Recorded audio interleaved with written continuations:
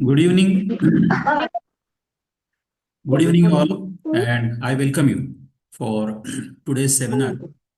I hope I am audible and my voice is clear to you. मेरी आवाज़ आप सबको clear आ रही है? यस, अगर आ रही है तो type yes in chat box. So once again I welcome you all for today's seminar.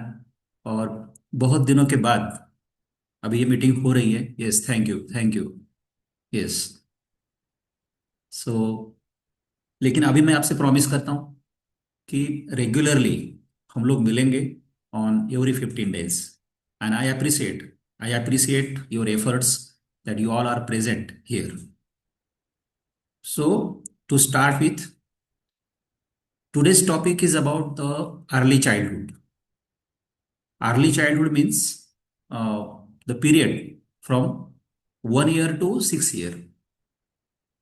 तो आज के सेमिनार में हम बात करेंगे what is early childhood. Early childhood क्या है, एक बच्चे का बचपन क्या है, and what is its importance, and what is the role of parents. As a parent हमारा क्या रोल है, एक पालक म्हणून आपला काय रोल आहे त्याच्यामध्ये, ह्याचा आपण विचार करणार आहे. तर सगळ्यात आधी महत्वाचं म्हणजे अर्ली चाइल्डहुड केव्हा सुरू होतं, तर जेव्हापासून आपल्याला कळतं की प्रेग्नन्सी टेस्ट पॉझिटिव्ह आहे, प्रेग्नन्सी आहे, आणि आईच्या पोटामध्ये ते बाळ वाढायला सुरुवात होते, तेव्हापासूनचा पिरियड आपण कन्सिडर करतो अर्ली चाइल्डहुड म्हणजे. तर होऊ शकतं की आत्ता आपण जे ऐकतोय, आपलं बाळ, आपला मुलगा किंवा मुलगी ही आता 2 वर्ष, 3 वर्ष, 4 वर्षाची असेल, पण कोणाविषयी होऊ शकतं की त्यांचं सेकंड चाइल्ड, सेकंड बेबी ते कन्सिव्ह करत असतील, त्यांची सेकंड टाइम प्रेग्नन्सी येणार असेल. त्यांच्यासाठी पण मी सांगतोय की त्यांनी काय, फ्रॉम कन्सेप्शन, प्रेग्नंट राहिल्यापासूनचा पिरियड हा अर्ली चाइल्डहुड गृहीत धरायचा. That is one thing. और उसके साथ आज के सेमिनार में हम जो भी बातें कर रहे हैं उसको हमको डायरी पे नोट करना है. एक एक पॉइंट हमको नोट करने हैं, बिकॉज आप ये सेमिनार कर रहे हो, इसका मतलब ही आप बहुत अच्छे पेरेंट हो और आप चाहते हो कि हमारा जो बच्चा है वो एक बहुत ही दिव्य पर्सनैलिटी बने, व्यक्तिमत्व बने, उसका व्यक्तिमत्व अच्छा हो, वो अपने लाइफ में सक्सेस हो, और वो अपने लाइफ में एक अच्छे मुकाम तक जाए. ये आप चाहते हो, इसलिए आप ये सेमिनार कर रहे हो. तो इसको मैं कॉन्शियस पेरेंटिंग ऐसा भी बोलता हूं, क्योंकि दो टाइप के पेरेंट्स हैं. एक वो जो रूटीन अपना लाइफ जैसा है वैसा चल रहा है और उसके साथ उस बच्चे को बड़ा कर रहा है. और दूसरा वो जो आप लोग हो, जो आप ये जानने की कोशिश कर रहे हो कि मैं और क्या अच्छा कर सकता हूं, मैं क्या और अच्छा कर सकती हूं, एज अ पेरेंट मुझे कैसा बिहेव करना चाहिए मेरे बच्चे के लिए, तो मैं उसको और अच्छा बना सकती हूँ. दिस इज माय फर्स्ट पॉइंट. तो एक पॉइंट आपने लिखा कॉन्शियस पेरेंटिंग. अगर आप लिख रहे हो, my first point is conscious parenting. अगर हिंदी में उसको हम कहें तो जानकर, नॉलेज लेकर पेरेंटिंग करना, जाणून काम करणे, जाणीव ठेवून काम करणे म्हणजे conscious parenting. That is one thing. Second thing, फिर हम यहां पे देखेंगे कि what is a role of parent. अब उसमें ऐसा है कि ये जो बेबी है बहुत इंपॉर्टेंट है, थोड़ा ध्यान से सुनना. 1 to 6 year अर्ली चाइल्डहुड जो मैं आपको बोल रहा हूं, तो जो भी चाइल्ड साइकोलॉजिस्ट है उन्होंने बताया कि 90% of brain development takes place in early 6 year of life. म्हणजे पहिल्या 6 वर्षामध्ये त्या बाळाच्या ब्रेनची जी डेव्हलपमेंट आहे, जो विकास आहे, तो जवळपास 90% त्या ब्रेनचा विकास त्या बाळाचा पहिल्या 6 वर्षामध्ये होतो. त्यामुळं पहिली 6 वर्ष आपल्यासाठी खूप डिसिसिव्ह आहेत, खूप महत्वाची आहेत आणि त्याच्यामध्ये आपण बदल करू शकतो. So second point according to scientist, scientist क्या कहते हैं कि अ, जो न्यूरो साइकोलॉजी है, न्यूरो साइंस है, बच्चे का जो न्यूरल पाथवेज है, तो उसका जो डीएनए है, मतलब उसके माता पिता, डीएनए से तो वो उसका इनहेरिटेंस होता ही है, अनुवांशिक ज्याला आपण म्हणतो. बट उसके साथ में the atmosphere surrounding the child will decide his nature in future end his intelligence. तो जब हम इंटेलिजेंस की बात कर रहे हैं, तो intelligence means intellectual quotient and emotional quotient, EQ. आम्ही दोन गोष्टींविषयी बोलणार आहे. एक, त्या बाळाचं अभ्यासातलं इंटेलिजन्स, म्हणजे तो अभ्यासात किती हुशार होणार आहे, ह्याच्यासाठी पण हे 6 वर्ष महत्वाचे आहेत. आणि दुसरं, इमोशनल इंटेलिजन्स. इमोशनल इंटेलिजन्स म्हणजे काय, की तो बाळ स्वतःच्या भावना कशा कंट्रोल करेल, त्याचा स्वभाव कसा असेल, आपल्या फॅमिलीमध्ये, आपल्या घरामध्ये त्याचं बिहेवियर कसं असेल, समाजामध्ये त्याचं बिहेवियर कसं असेल, ज्या स्कूलमध्ये, ज्या वातावरणामध्ये तो वाढणार आहे त्यांच्यासोबत त्याचं बिहेवियर कसं असेल, मोठं झाल्यानंतर कुठल्या गोष्टीचा परिणाम त्याच्यावर होणार आहे, तो यश आणि अपयश ह्याला कसं पचवून घेणार आहे, ह्या सगळ्यांचं फाउंडेशन सुद्धा पहिल्या 6 वर्षामध्ये आहे. त्यामुळं हे पहिली 6 वर्ष आपण त्याला कसं सराउंडिंग देतो, कसं वातावरण देतो, हे आपल्यासाठी खूप महत्वाचं आहे. This is the importance of today's seminar. तो हम आगे चलते हैं. मैं आपको एक एक स्लाइड एक्सप्लेन करते चलूंगा. आपके स्क्रीन के ऊपर अभी ये स्लाइड ओपन हुई होगी. Our aim is to help parents to overcome their queries regarding child through positive parenting workshop. जो लोग नए हैं, पहली बार मेरे साथ जुड़ गए, उनको मैं बता दूं कि ये सेशन अगर आप रेगुलर करते रहोगे तो यहाँ पर सेशन के टॉपिक्स ऐसे रहेंगे. ये जो मेरा पूरा सिलेबस है,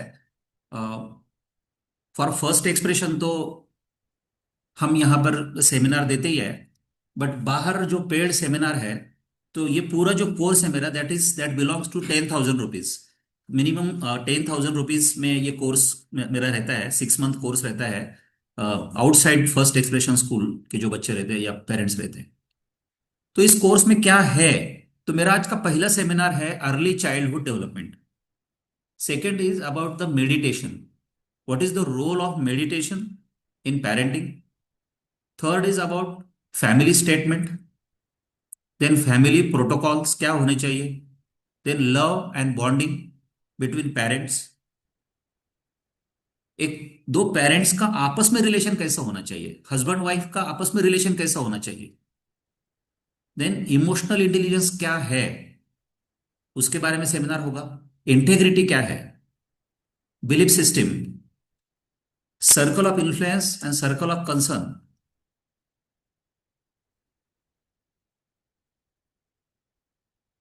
then proactive people and reactive people, इसके ऊपर हम एक सेमिनार में बात करेंगे. Then what is our ABC track, ये मैं आपको बताऊंगा. लर्निंग स्टाइल्स क्या है, quality time, what is quality time, then relationship problems, temper tantrums, how to handle anger, how to teach discipline, how to teach good habits, role of father in parenting, role of mother in parenting, and role of grandparents in parenting. So in today's seminar, we are dealing with early childhood development.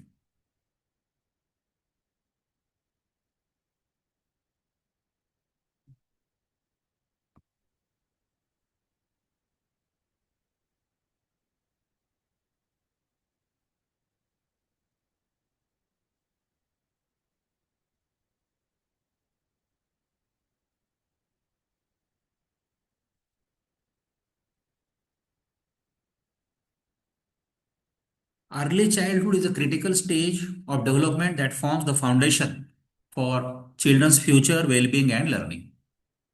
I request you कि आप एक एक points लिखो, क्योंकि बाद में आप between 8 days आप सबके तरफ से हम राइट अप में लेते हैं कि आपको क्या समझा। ये आपको लिख के सबमिट करना पड़ता है मेरे लिए।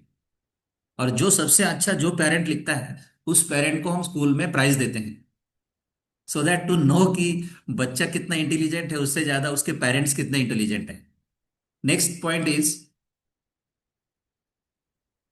research has shown that half of the person's intelligence potential is developed by age 6, and that early childhood intervenes can have a lasting effect on intellectual capacity, personality, and social behavior. तो अगर आपको तीन keywords यहां पर लिखने हैं तो my first keyword will be intellectual capacity of the child, second is personality, and third is behaviour. अच्छा, early childhood में हम क्या एक्सपेक्ट करते हैं उस बच्चे से।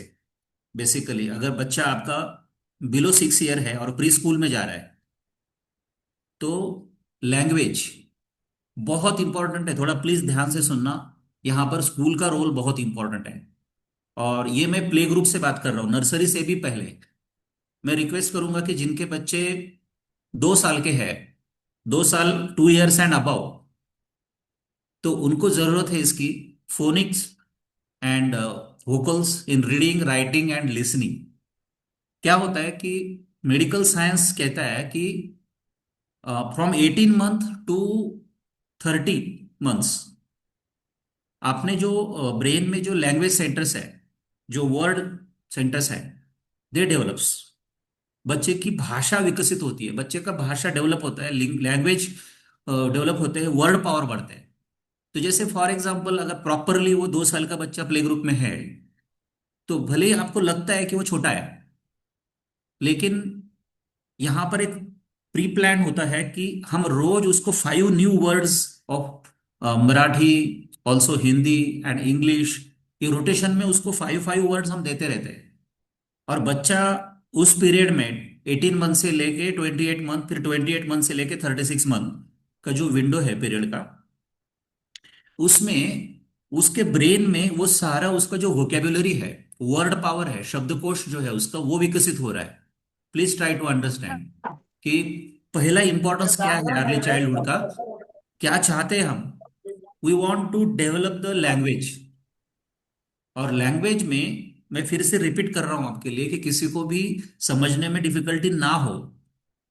म्हणजे आता समजा आपण घरात असलो आणि त्या बाळाला लवकर शाळेत नाही टाकलं तर होऊ शकतं की त्याची भाषा खराब होईल आणि त्याचे शब्द, जसं आपण बोलतोय, आपण जर एखादा शब्द चुकीचा बोललो तर तो पण चुकीचा बोलेल। त्यामुळं भाषा हा व्यक्तीचा अलंकार आहे आणि पुढच्या पूर्ण आयुष्यामध्ये त्याची भाषा जितकी सुंदर असेल तितकं त्याचं व्यक्तिमत्व आणि त्याचा प्रभाव इतरांवरती जास्त पडेल आणि बोलताना तो योग्य शब्द योग्य ठिकाणी वापरू शकेल। दुसरं महत्वाची गोष्ट काय आहे की जर का आपल्याला इंग्लिश मिडियमला चाइल्डला टाकायचं आहे तर माझी रिक्वेस्ट आहे सगळ्यांना की हे अर्ली 6 इयर खूप महत्वाचे आहेत। इंग्लिश मीडियम मध्ये फोनिक्स हा प्रकार खूप महत्वाचा आहे, म्हणजे एक्झॅक्ट प्रोनाऊन्सिएशन। तुम्ही जर आफ्टर फर्स्ट आणि सेकंड स्टँडर्ड त्याला डायरेक्ट स्कूलमध्ये टाकलं तर तोपर्यंत त्याचे लँग्वेज सेंटर सगळे डेव्हलप झालेले असतील। त्यामुळं एक्झॅक्ट प्रोनाऊन्सिएशन कसं आहे हे शिकण्याचा जो पिरियड आहे तो 2 वर्षापासून ते 6 वर्षापर्यंतचा आहे। So for language, then sensory and sensory neural ज्याला आपण म्हणतो, so that child learns to compare the size and shape, then sequences, then colours.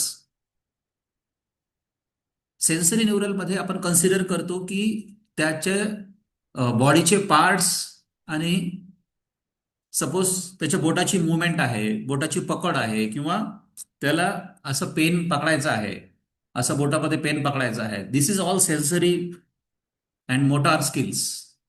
आणि मग त्याला आपण असं कलर करायला लावतो, पेंटिंग करायला लावतो।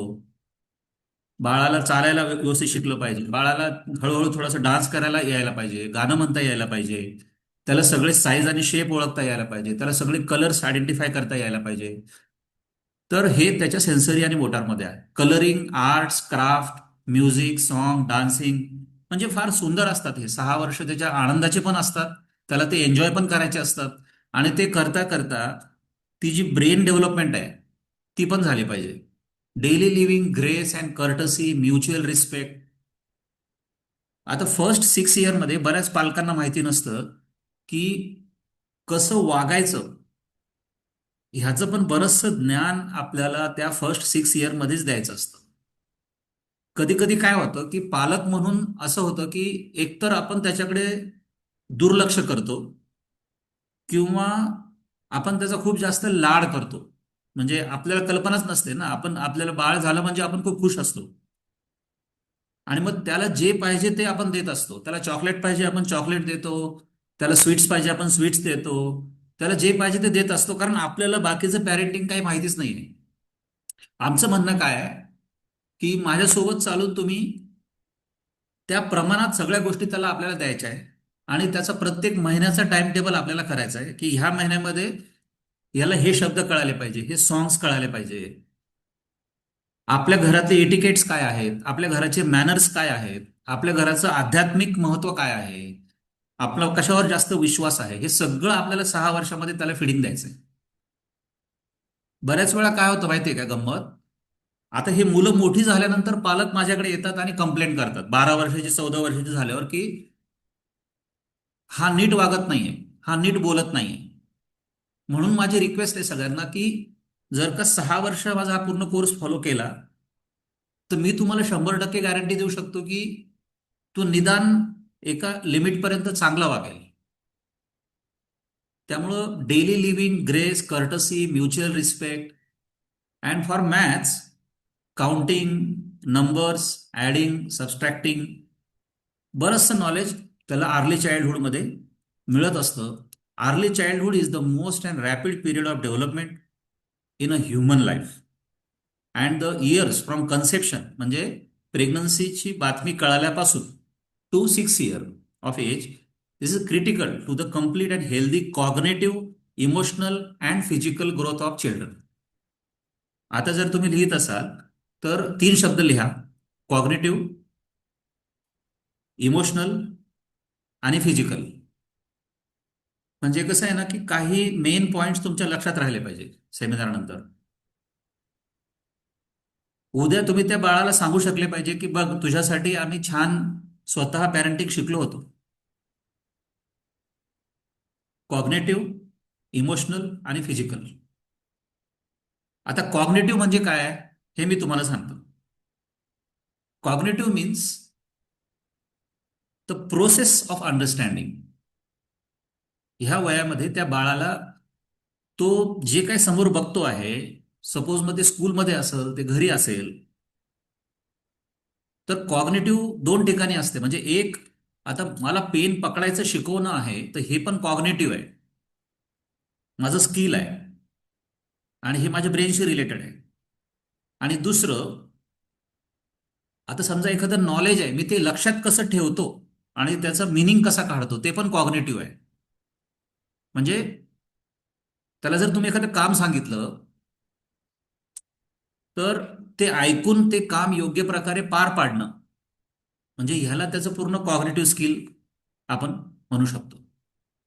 किंवा आता स्कूलमध्ये त्याला एखादा टास्क दिला, आपण एखादा प्रोजेक्ट दिला, आपण सांगितलं की ह्याच्यामध्ये इथून असा बॉक्स बनवून दाखवा किंवा हा असं ट्रँगल बनवून दाखवा, तर हे त्याच्या ब्रेनला कसं कळालं आणि ब्रेनला कळाल्यानंतर त्याने ते तयार कसं केलं, हे सगळं कॉग्नेटिव्ह आहे.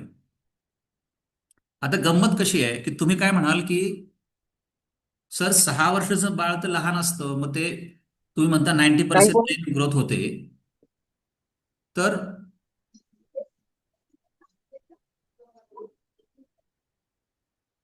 6 वर्षाच्या बाळामध्ये आता जसं 9th आणि 10th क्लासचं मॅथ्स आहे, सायन्स आहे, तर ते काही त्या 6 वर्षाच्या बाळाला येत नसतं. तशा अर्थानं आपण म्हणत नाहीये. पण 6 वर्षाचं होईपर्यंत त्याच्या ब्रेन सोबत जे कम्युनिकेशन आपण करतोय दररोज, त्याला जे नवीन वर्ड येतोय, त्याच्यामुळं त्याच्या ब्रेनची कॅपॅसिटी वाढते, त्याच्या ब्रेनची पॉवर वाढते. आणि मग ती जी वाढलेली कॅपॅसिटी आहे, it is like a exercise. म्हणजे आता असं आहे की तुम्ही रेग्युलर जिम मध्ये जाता, रेग्युलर जिम मध्ये जाऊन तुम्ही एक्सरसाइज करता, आणि एक्सरसाइज करून तुमचे ज्या मसल्स आहेत, बायसेप्स ट्रायसेप्स, ह्या मसल्स तुम्ही डेव्हलप करता. आणि मग 1 वर्षाच्या नंतर तुम्हाला 50 किलोचं वजन उचलायचं आहे किंवा 100 किलोचं वजन उचलायचं आहे, तर त्यावेळेस त्या मसल्स तुमच्या कामा येतात. आय होप हा पॉइंट सगळ्यांना कळाला असेल. जर कळाला असेल तर type yes in chat box.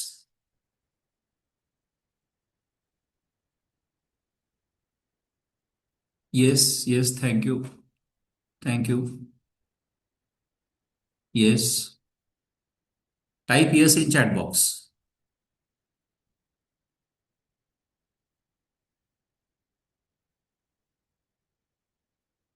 Yes, yes, yes, thank you.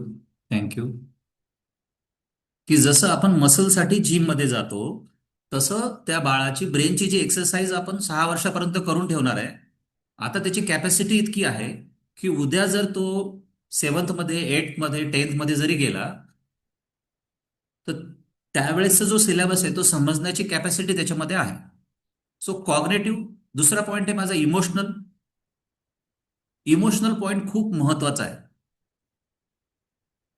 Education तुम्ही 10th पर्यंत स्कूलमध्ये ठेवाल, 12th पर्यंत ठेवाल, पण त्याचं इमोशनल एज्युकेशन इतकं महत्वाचं आहे की त्याच्यानंतर समाजामध्ये जगत असताना कुठल्या गोष्टीचा त्रास करून घ्यायचा, कुठल्या गोष्टीमुळे राग आला पाहिजे, समोरच्या व्यक्तीला कसं हँडल करायचं, आपल्या मनावरती अन्याय न होऊ देता, रिलेशन खराब न होऊ देता, त्याने कसं वागायचं, जीवनामध्ये त्याने आनंदी कसं राहायचं, समाधानी कसं राहायचं, सुखी कसं राहायचं, आपल्या फॅमिली सोबत त्याचं इमोशनल बॉन्डिंग कसं आहे, याचा सुद्धा बेस हा 6 वर्षामध्ये तयार होतो.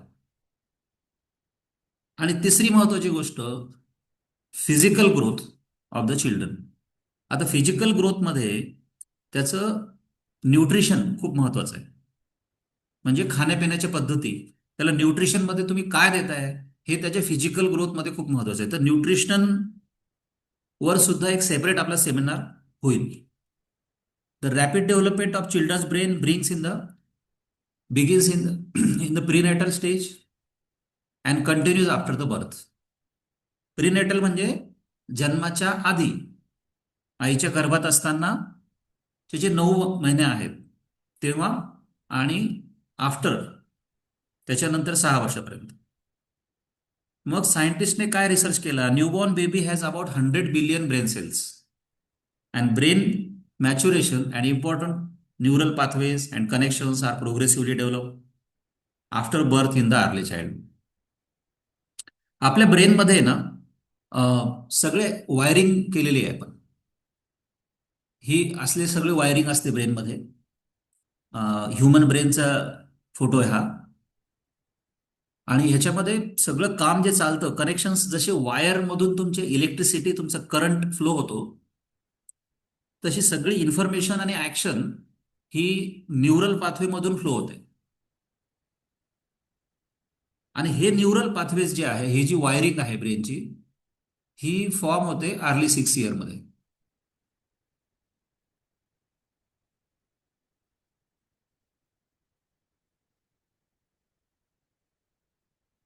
Therefore, early childhood is a period in development where environment actually has an important impact on determining how the brain and central nervous system grows and develops. ह्याला स्पेशली अंडरलाईन केलेलं आहे. Environment actually has an important impact on determining how the brain and central nervous system grows and develops. Environment म्हणजे वातावरण, त्या बाळाच्या आजूबाजूचं वातावरण, त्याची फॅमिली, त्या फॅमिलीतले लोक, त्यांचा स्वभाव. आणि नुसता स्वभावच नाही तर ते कसं प्लॅनिंग फॉलो करताय, दर महिन्याला ते काही नवीन प्लॅनिंग फॉलो करताय की नाही करताय, का तेच तेच शब्द त्याला देत आहे. तर एक सिस्टमॅटिक प्लॅन, सिस्टमॅटिक नियोजन आपल्याला करायला लागेल. म्हणजे 1 वर्षापासून 2 वर्षापर्यंत जे 12 महिने आहेत, 12 महिन्याचं आपल्याला प्रत्येक महिन्याचं प्लॅनिंग करायला लागेल. त्याला आपण म्हणू की environment actually has an important impact. Environment affects not only the number of brain cells and the जरा चालू आहे. number of hello hello connections, करायचं नसतं का? नाही रे बॉक्स मध्ये केलं ना मी. Yes sir. number of connections among them, but also the way these connections are wired. मी साध्या भाषेत त्याला समजून सांगतोय तुम्हाला की आता हे जे वातावरण आहे, वातावरण म्हणजे काय, की आता समजा एखादं बाळ आहे, 2 वर्षाचं आहे, आणि मी त्याच्याशी इंग्लिशमध्ये बोलतोय, त्याला काही शब्द मी बोलतोय. तर जितकं मी त्याच्याशी बोलेन, जितके नवीन शब्द मी त्याला ऐकवेल, त्याच्यानुसार त्याच्या ब्रेनमध्ये तेवढे सेंटर्स डेव्हलप होतील. म्हणजे सोप्या भाषेमध्ये तुम्ही असं समजा की आपलं ब्रेन हे असं आहे की त्याचा तुम्ही जितका उपयोग कराल, तितकं ते त्याचं कॅपॅसिटी वाढेल. त्याच्यामधले कनेक्शन्स वाढतील, न्यूरल कनेक्शन्स वाढतील. जसे लाईटचे कनेक्शन्स दिलेले असतात तसे त्याच्यामध्ये सेंटर्स असतात, न्यूक्लियस असतात. आणि म्हणून त्याला आपल्याला स्टिम्युलस द्यावं लागतं. म्हणजे एखाद्या मुलाला तुम्ही 1 महिना मॅथ्स म्हणजे गणित शिकवताय, आणि दुसरा मुलगा आहे की तो 1 महिना नुसतं झोपलेला आहे, तर दोघांच्या ब्रेनमध्ये फरक दिसेल तुम्हाला. जो मुलगा गणित शिकतोय त्याच्या ब्रेनची capacity, knowledge bearing capacity, accumulation करण्याची कॅपॅसिटी पण वाढलेली आहे.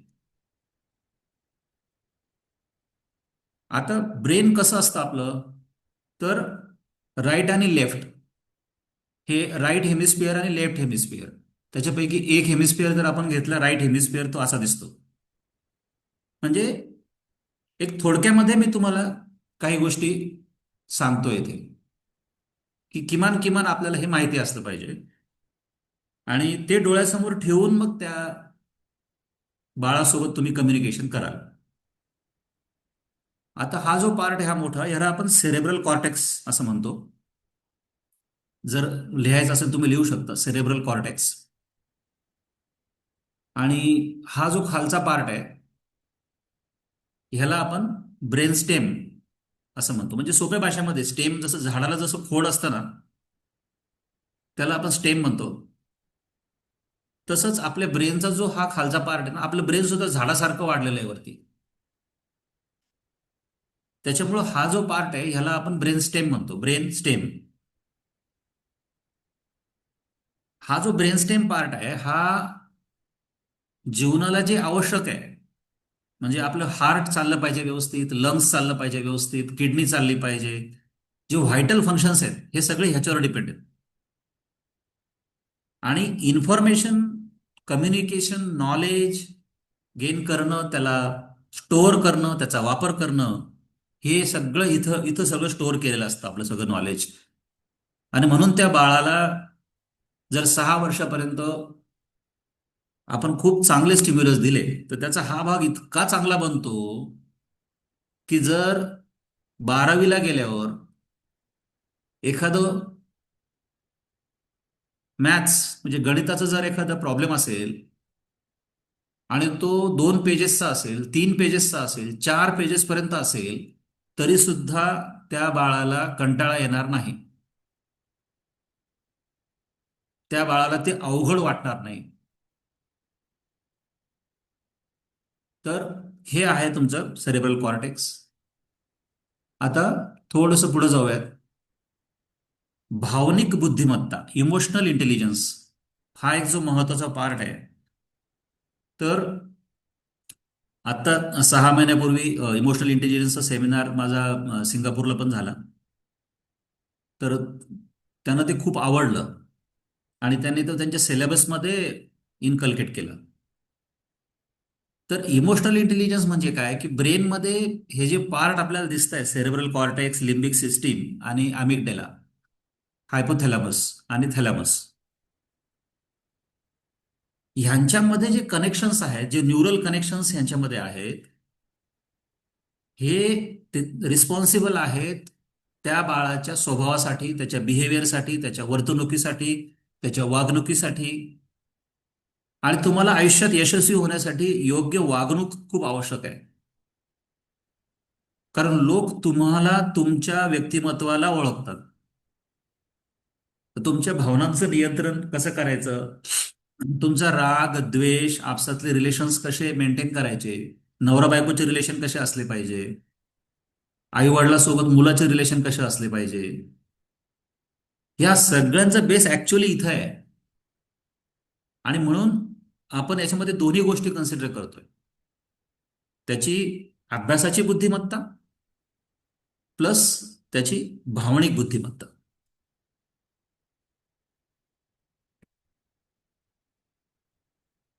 दुसरा एक पॉइंट तुम्हाला मला आज सांगायचा आहे, फार सुंदर आहे.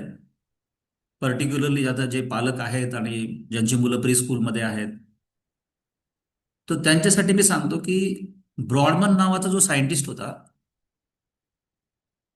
त्यानं रिसर्च केलाय आणि मग तो प्रूफ केलाय की आता हे जे ब्रेनची स्टोरी तुम्हाला मी सांगितली वरची, सेरेब्रल कॉर्टेक्सची, म्हणजे हे जे सगळं सेरेब्रल कॉर्टेक्स आहे, तर ह्याच्यामध्ये आपल्या ब्रेनमध्ये 46 एरियाज आहेत, 46 एरियाज आहेत. आणि त्याच्यापैकी प्रत्येक एरियाला वेगवेगळं फंक्शन दिलेलं आहे. म्हणजे एक एरिया आहे जो ज्याला गणित खूप चांगलं कळतं, ज्याला मॅथ्स खूप चांगलं कळतं. दुसरा एरिया आहे तो सायन्ससाठी आहे. तिसरा एरिया आहे तो स्पोर्टसाठी असू शकतो. सचिन तेंडुलकरचं एक्झाम्पल जर आपण घेतलं, तर तो चांगलं खेळत असेलही, परंतु नॅचरली त्याच्या ब्रेनचा तो जो पार्ट आहे, बॅटिंग करणं आणि बॉलला समजून घेणं, तो एक विशिष्ट पार्ट तो खूप चांगला डेव्हलप झालेला आहे. मग एखाद्या मुलाला खूप चांगला डान्स करता येतो, एखाद्या मुलाला खूप चांगलं भाषण करता येतं, एखाद्या मुलाला खूप चांगलं सिंगिंग करता येतं, गाणं म्हणता येतं, एखाद्या मुलाला स्टोरी टेलिंग चांगलं येतं, कोणी पेंटिंग चांगलं करतो. ह्याचं कारण असं आहे की हे 46 एरियाज आहेत. हे फार महत्वाचा कॉन्सेप्ट आहे, कृपया लिहून घ्या हे सगळं. ह्याचा पॅरेंट म्हणून मला काय उपयोग होतो, तर मी पहिल्या 6 वर्षामध्ये लक्ष ठेवलं पाहिजे की या 46 एरियाजला मी कशा प्रकारे स्टिम्युलेट करतोय. म्हणजे त्या बाळाला तेवढ्याच प्रमाणामध्ये गाण्याचा पण चान्स दिला पाहिजे, त्याला गाणे गाणे पण शिकवले पाहिजे, त्याला पेंटिंग पण शिकवली पाहिजे, त्याला खेळण्याचा पण चान्स दिला पाहिजे. त्याचा वेगवेगळ्या त्याचे जे 46 एरियाज आहेत त्या सगळ्यांची एक्सरसाइज झाली पाहिजे. आपण जर त्या एरियाशी, समजा आता सचिन तेंडुलकर आहे आणि त्याला तुम्ही त्याच्या हातात जर बॅट दिलीच नसती, तर त्याच्या त्या एरियाची प्रॅक्टिस झालीच नसती. आय होप तुम्हाला सगळ्यांना क्लिअर आहे. ज्यांना क्लिअर आहे please type yes in chat box. Last 4 minutes आहेत, त्याच्यामध्ये जिथपर्यंत आपण जाऊ शकू तिथपर्यंत मी जाईल. बाकीचा पार्ट आपण नेक्स्ट सेमिनारमध्ये बघणार आहे.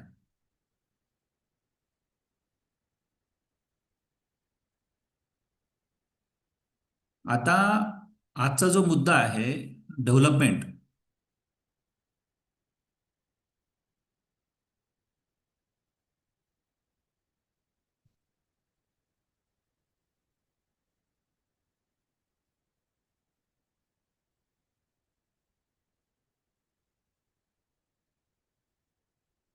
तर अर्ली चाइल्डहुड डेव्हलपमेंटसाठी आपल्या बाळामध्ये काय काय चेंजेस होणार आहेत, केव्हा केव्हा होणार आहेत, हे आपल्याला माहिती पाहिजे.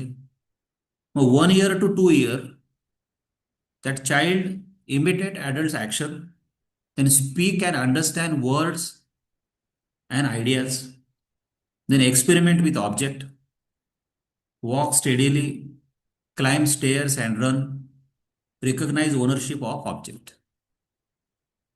म्हणजे 1 वर्षापासून 2 वर्षापर्यंतच्या चाइल्डला काय काय आलं पाहिजे, तर आपल्या जे सभोवताली जे वातावरण आहे त्या वातावरणातून त्यांच्यासारखी ऍक्शन करण्याचा ते प्रयत्न करतं. दुसरं, speak and understand words and ideas. ते हळूहळू ते बोलण्याचा प्रयत्न करत असतं आणि वाक्य बनवण्याचा प्रयत्न करत असतं. त्याच्या समोर ज्या वस्तू आहेत त्या वस्तू एकमेकाला जोडण्याचा प्रयत्न करत असतं. महत्वाची गोष्ट म्हणजे ते चालायला शिकतं, स्टेप्स असतील तर ते स्टेप्स चढायला शिकतं, पळायला शिकतं,